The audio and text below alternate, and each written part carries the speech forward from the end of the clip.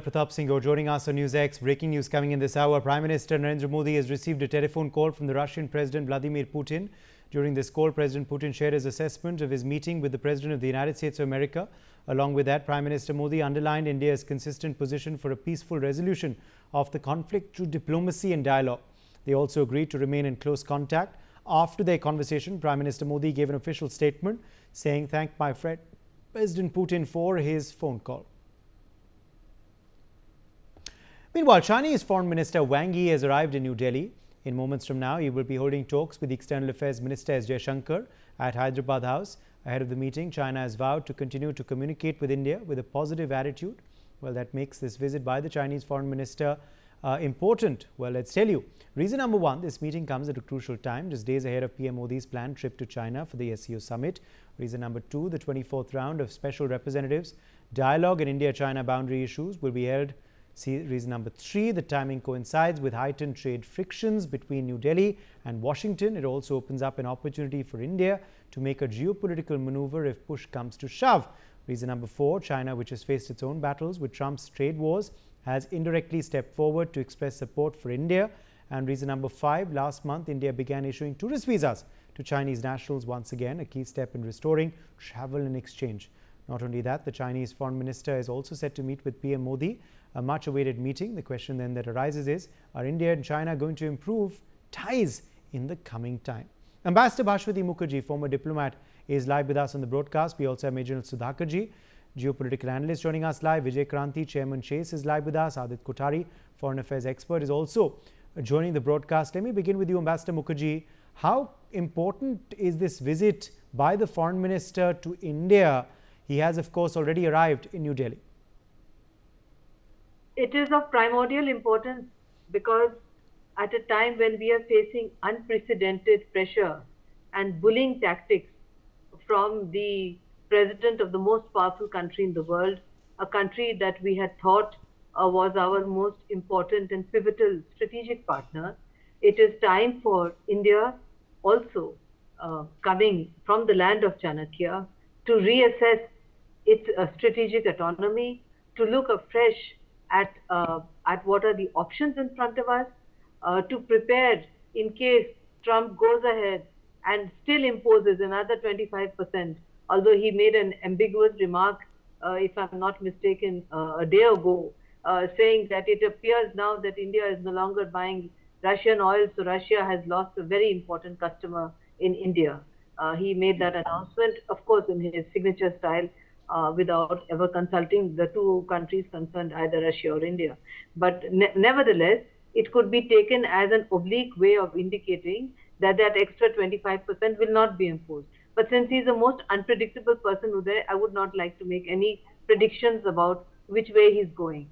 The Chinese foreign minister is a very old friend of our own foreign minister, who, if you would remember, has also served as a highly successful ambassador of India to China. He greeted him as an old friend. I understand that talks went off very well. The meeting with PM will be of primordial importance again, because it is also to prepare for PM's visit for the SCO summit in China. The fact that we've given tourist visas and that we are looking once again positively at increasing trade with China is very important, because perhaps some of the items, not all, but some of the items which will be hit by these sanctions, by these tariffs. I call them sanctions now because they're almost like sanctions, these trade tariffs. For instance, gems and jewelry, electronic products, etc. Some of them, perhaps between India and China, we could find new joint ventures or other countries where we could together collaborate and be able to save our producers from distress, which they are anticipating, which is being talked about also on social media, until we can find firm new markets for them. So both China and India, great powers, neighboring countries, huge populations, huge domestic markets. In fact, what PM said about let's go Swadeshi is exactly what Mao Zedong had said when China was feeble and was facing pressure from outside. China just moved back to its own domestic market. So Let's Go Swadeshi is a call for 1.4 billion Indians to unite, go Swadeshi, find new markets, and weather out this crisis together. And in that context, to make new strategic partners or to find new ways of augmenting strategic autonomy is the only solution for us, given the fact that the country that we had depended upon the most appears to have turned hostile. Very hostile. The president seems to be very hostile. So we have no other option, and I think that we would be able to perhaps find some market for our goods in China, and maybe ultimately work out an FTA with China, and also find places Okay. where we both collaborate jointly in third countries. Right. Major General Sudhakarji, this of course is a key visit as it sets the tone and tenor for the Prime Minister's upcoming visit for the SCO summit as well. Do you believe the contours of that are likely to be firmed up during this visit by the Foreign Minister to India as well? Uday, good evening. Thank you for getting me to your show, and very sincere compliments to distinguished co-panelists, particularly Ambassador Ma'am. She deserves to have the last say in any discussion in your channel or any channel for that matter. Now, in response to the question which you have raised, allow me to dilate on a couple of issues. First and foremost thing is that SCO meeting by the end of this month is scheduled, and our Honorable Prime Minister will be paying a visit to China after a long gap. And this is the first one after Galwan incident. And it is happening in the backdrop of the tariff tyranny of Trump, which has been imposed, and God only knows, as it is being speculated, the second 25% may or may not be imposed on India. But India should be prepared. Honorable Prime Minister has outlined the roadmap. Swadeshi is the only answer. But then there is a option for India to actually divide our course of action into short-term, medium-term, long-term. In short, I would like to sum it up by saying this particular part, that India needs to adopt a very pragmatic approach towards our relationship with China. We know that it is our adversary to the north, but we are in such a quandary today that our dependency is the central factor. In any kind of international relationship, whether it is 20th or 21st century, each country is trying to enhance its dependency of the other countries on itself. So be it the raw material, be it the electronics, be it the scientists. So our dependency is very, very high. Therefore, for next 10 to 15 years or so, I have often in many platforms recommended that India needs to adopt a kind of a roadmap, short, medium, long term. We need to calibrate our option in a manner so that we go in for selective cooperation without being detriment to the national interest or compromising the national security. One part. Second part is that we need to also look at the impending visit of our Prime Minister for SCO meeting in the backdrop of losing out a huge export market, that is the USA, almost about to the tune of 85 or 87 billion total trade with USA. We need to look for market. If you look at China, the China's trade surplus has always been in favor of China. It's almost crossing close to $100 billion last year.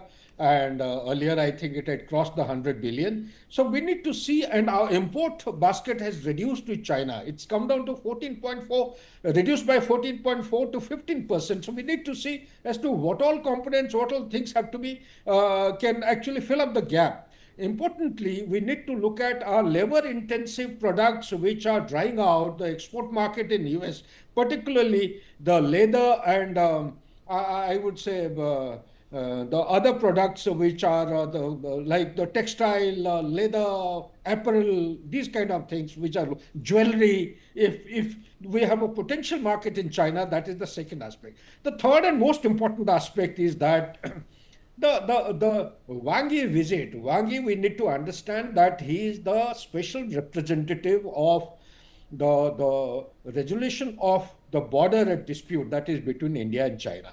Earlier, our NSA had paid a visit to China. They have had a very serious and deliberate meeting. and they have come out with something substantive. And we are hoping that this extended standoff, which is still continuing, 50, 60,000 towards eastern Ladakh and towards the eastern sector, Sikkim and beyond, towards tri-junction with Myanmar, almost about close to 80,000 to 90,000. People may not be talking about it. Open media doesn't touch upon. This is a very serious issue. We need to actually adopt very practical points which are implementable on the ground by a time-bound basis to de-escalate, to carry out demobilization, and finally de-induction to pre-April 2020. While we may not keep making noise about pre-April 2020, idea is that we must restore status quo ante with regard to the protocols that we have signed with China, be it 1993, 96, 2005, 2012 and 13. There are many other agreements which have been finalized between China and India. They need to be restored. Essentially, I would say the protocol 2005 brought us very close to the technical component of our border disputes having been resolved by our bureaucrats and the specialists, and it was only a political decision which was left to have been taken after 2013. Unfortunately, we all know, we are aware as to what has happened after that. Last but not the least, is that the geopolitical churn. This is a huge, tremendous amount of churn taking place, particularly the US being what it is the declining, or you call it sustainable superpower, the kind of behavioral metrics of one individual, because that is, he may be the president, but he doesn't represent the institutional objectives of US. Okay. Mind you, India absolutely. And US, I'll come back to you. So let me get in the others as well for their perspective. Vijay Kranti, let me quickly draw you in here now on these round of talks as far as the boundary issue also is concerned, which will be happening during the visit of Wang Yi. What do you believe will be the agenda for that, given the fact that this is also going to be PM Modi's first visit to China after Galwan? One thing I would say that this situation, suddenly we find a lot of activity between India and China, which was not so normal in past quite a few years. And this, I think, in a way, we should give credit to President Trump. He has, I don't know, right now it looks very bad, but maybe it has come as a blessing in disguise for India, that he is acting like a disruptor. A disruptor, whenever there is a disruption, then there is a big opportunity for probing those possibilities which were earlier not on our radar. So this unfortunate conduct of President Trump has opened a few new windows for India. And you see, it's not only China. Of course, we need peace and tranquility with China for next quite a few years for obvious reasons. We are right now not in a position to handle China the way it has been behaving to many countries in recent years. And we need time. We need to buy time. And I think this kind of the visits of the earlier visits of the foreign minister, and now the Mr. Yi is coming here, and then our prime minister going there. I think this is it should be welcomed from a longer perspective, because this is minimum we can get out of it is a little bit of more understanding with China, so that our relations don't cross those the threshold as it has happened in Galwan or it happened with Pakistan.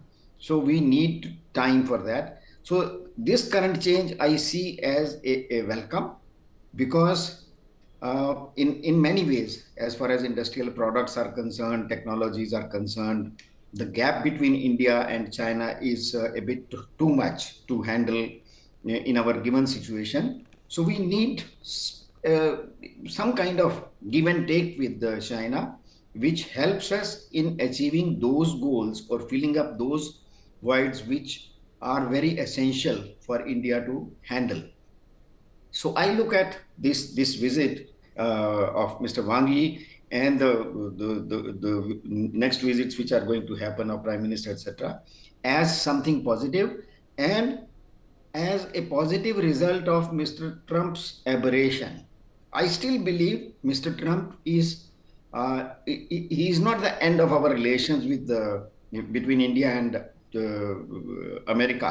He is, I consider him as an aberration, which can at the best last next 4 more years uh, till he is there. Otherwise, I personally believe the relations between India and America are far beyond a person like Mr. Trump, with all due respect to him. But I think we can survive through Mr. Trump's term. Let us hope God gives him wisdom that he should stop. You know that there is every popular book called "How to Stop Worry," "How to Win Friends and Influence People" by Dale Carnegie. Mr. Trump has become a new edition kind of how to lose friends and annoy people. He is doing it, and unfortunately, he is doing it with some of the best friends, like Right. India. We never wanted it. And I'm sure in a coming few months, things will cool down Okay. and wisdom will come back How to Mr. significant, Trump. Adit, according to you, is this meeting that Wang Yi is going to be holding in New Delhi with S. Jaishankar, followed by Ajit Doval, followed, of course, by PM Modi tomorrow? I think it's unprecedented that, you have a foreign minister of a different country coming here and, gets to meet the NSA, the external affairs minister and the prime minister. I mean, the three combination is quite unprecedented. All So in there's all in definitely 24 hours. All in 24 hours, might all add. within 24 hours. So, there is definitely a sense of messaging which is going to be coming across from the Chinese counterparts, and it's going to be fairly significant. So this is aiming towards some sort of tactical easing to thawing the relations between India and China, which have been in the freezer since the Galwan clashes. And hopefully, the winds of the ocean, which is both India and China, do not get entangled in creating and brewing some sort of tornado, but can sort of push the ship more towards peace and tranquility and more towards trade and strategic cooperation. As the speakers before me, Mr. Kranti, Ambassador Mukherjee, and Major General Sudhakarji have pointed out that, America has literally pushed China and India to thaw these relationships. So that should be taken into account that, the American trade policies have compelled many nations to look more closely at their geopolitical relations from a prism of mutual interest rather than, what their previous relations have been. So that is in some shape and form, that works to India's advantage, but we also need to be circumspect about who China is and what they have done previously. I'm not going to go back to 1962, but I'm going to merely look at 2025. The SCO meet in June, for example. How they wanted to sort of omit terrorism from the joint statement completely. The Pahalgam attacks, for example.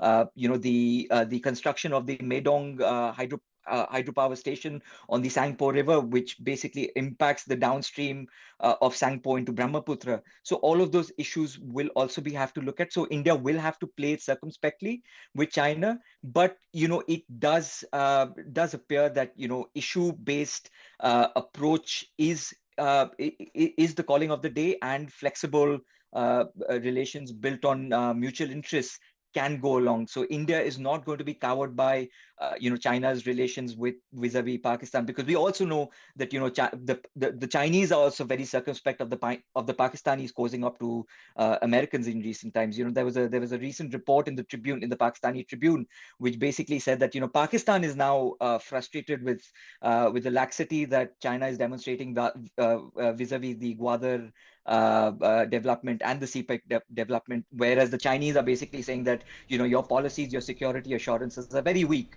So there are those kind of mutual differences between those two allies, which are supposed to be ironclad.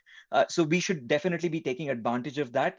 and trying to thaw our relationships and moving towards some sort of status quo, as Major General Sudhakarji also pointed out, that the boundary dispute, the LAC dispute is of primary contention, and that needs to be sort of ironed out there. All right, let me take that back to Ambassador Bhashwati Mukherjee. Ambassador Bhashwati Mukherjee, now of course the big question is, how are we going to attempt to strike a balance between, of course, issues that do exist, will continue to exist at the boundary, and also improving relations pertaining to trade and other avenues of cooperation? Well, earlier our policy had been that we should first settle the boundary issue and then move forward on other issues. That was after their aggressive behavior, as Adit pointed out a couple of years ago. Now we've gone back to our earlier policy, which is that we make progress on the boundary issue through holding talks, which have been going on for a while. We solved the easy ones first. We are almost at an agreement on one of the sectors. And in the meantime, we press ahead with other issues, which is something that we had frozen because we thought that with the American dependence on us, with the Quad, with the insistence of the West that India is a pivotal ally in the whole issue of a rule-based order in the Indo-Pacific, where China was looked at as the villain of the peace, we have now realized that that with the Americans, you can't have it both ways. You can't thrash your major ally in this region in this manner, bully it, humiliate it in this manner, and on the other hand, expect us to be at the receiving end of the Chinese wrath. Why should we do that? What for? In fact, I would say that at the rate at which it is going, the Quad summit in September may even get cancelled, because I don't see Trump coming to India for Quad. And if we are going to repair and restore relations to what it was 5 years ago, where we had made a huge amount of progress on trade, on people-to-people contact, on tourism. Chinese tourists were coming here, etc., etc. There's a huge number of Indian students studying in China, etc. If it's going to go back to the kind of relations we had before the pandemic, then I think that it is for the United States to reflect as to the amount of damage that they have done, not just to the India-US strategic partnership, but to the whole perception that the United States looks on India as a pivotal ally in the Indo-Pacific, which is what Quad was all about, and where they had then brought in Australia, Japan, and then you had AUKUS where the UK was there. Now you're in a situation where Australia and India don't even have a regular American ambassador since he's become president. There is no American ambassador in India. There is no American ambassador in Australia. And people in India are asking the legitimate question, Uday, that why should we stick out our necks out for the Americans with the Chinese? What help are they going to give us if the Chinese decide to become aggressive once again? We have to look at our own core national interests. And our core national interest doesn't mean that we overnight become China's best friend. But on the other hand, our core national interest means that we learn once again to go back to the old policy of coexisting, where that the dragon and the elephant can dance with safe distance from each other and learn once again to live with each other. I think, Uday, that is the best solution for us as long as Trump remains United States President. Uday.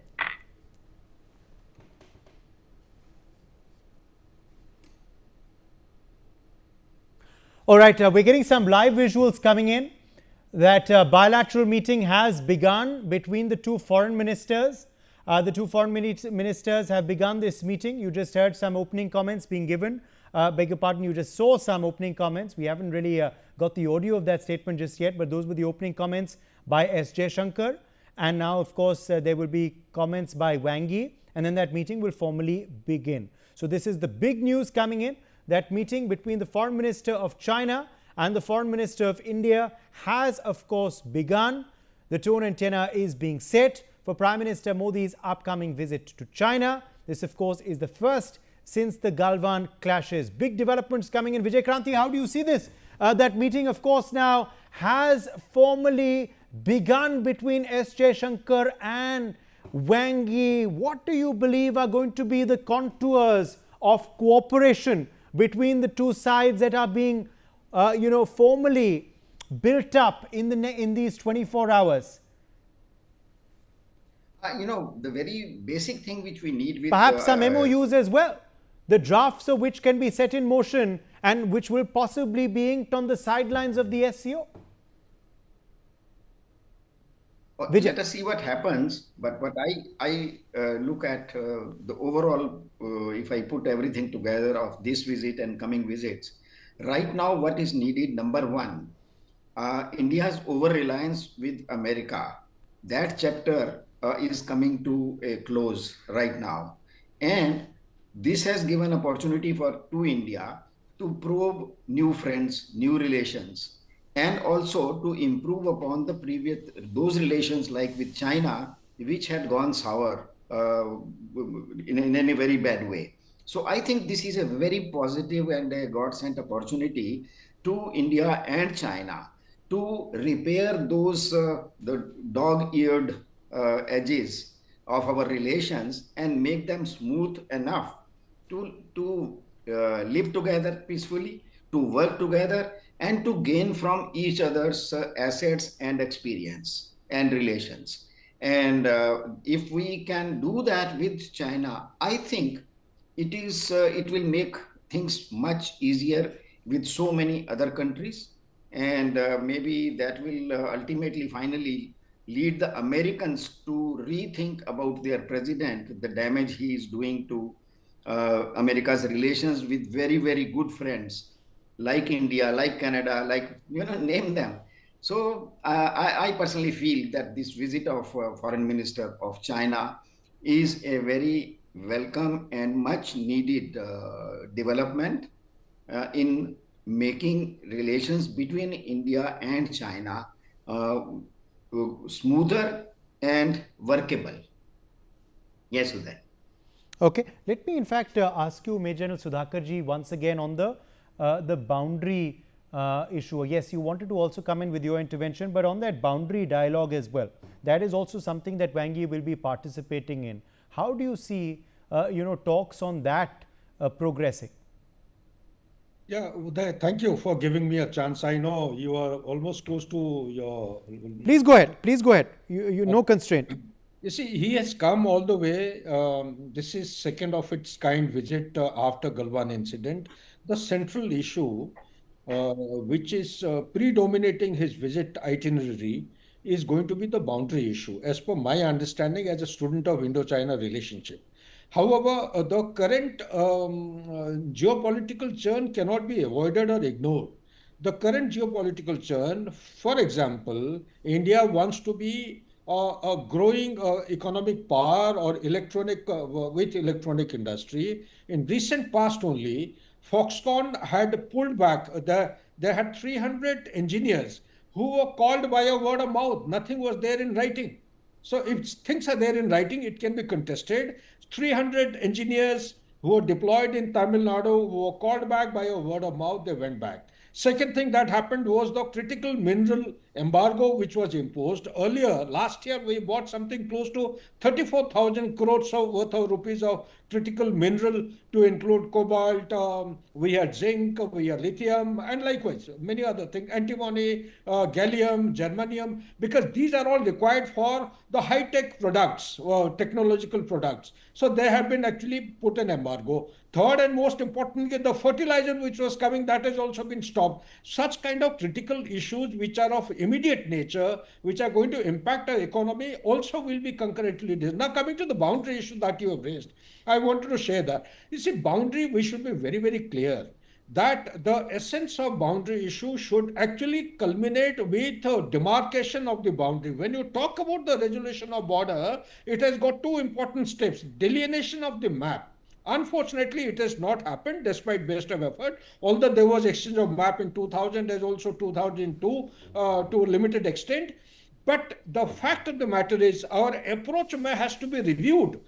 A case in point is, let's take the example of what happened in Alaska. You see, Donald Trump had gone prepared for ceasefire, ceasefire, ceasefire. Look at Putin. He changed, gave a complete U-turn to the entire subject. Why ceasefire? Even if you have ceasefire, the conflict is still open up. So therefore, why don't you go in for stopping the conflict altogether? So similarly, rather than going sector-wise, my recommendation to people, if at all they are listening, here is a time and golden opportunity, because we need to factor in one aspect, that China requires countries like India as well. China has got a problem of overcapacity. China has got a slumping kind of a domestic consumption. It does not have, its export-oriented business today is not paying off. Yes, Adit Kothari, quick last word to you, 30 seconds.